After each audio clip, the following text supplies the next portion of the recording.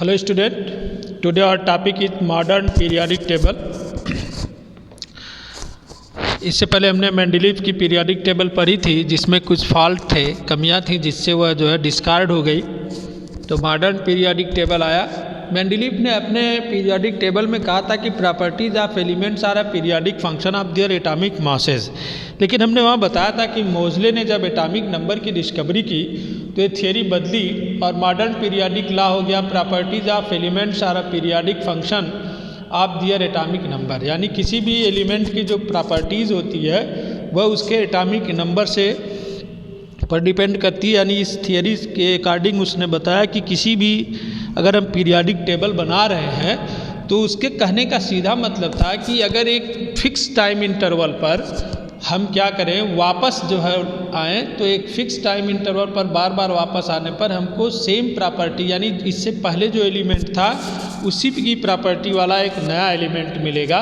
और इसी प्रिंसिपल पर उसने अपने जो है मोज़ले के इसी प्रिंसिपल पर जो है नया पीरियोडिक टेबल बनाया गया। इसके कुछ पास्टुलेट्स हैं, इसमें बताया गया कि atomic number is equal to number of proton, यानी किसी भी एटम में जितने प्रोटॉन होते हैं वही उसकी एटॉमिक नंबर कहलाती है। सेकंड था modern periodic table contains 18 vertical columns known age group.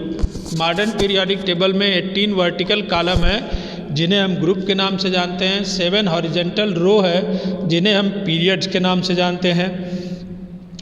Number 3 number of shells elements in a group has valence electron, यानी कि सभी एलिमेंट्स में वैलेंस इलेक्ट्रॉन होते हैं। वैलेंस मतलब बाहरी कक्षा को वैलेंसी सेल बोलते हैं, आउटर सेल को वैलेंसी सेल बोलते हैं, और आउटर सेल में जो इलेक्ट्रॉन प्रेजेंट होता है उसको वैलेंस इलेक्ट्रॉन बोलते हैं। तो सभी में वैलेंस इलेक्ट्रॉन होता है।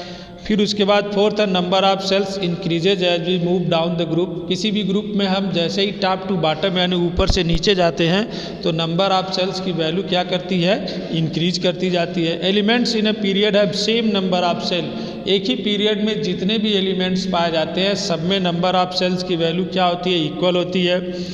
6 है each period marks a new electronic shell getting field.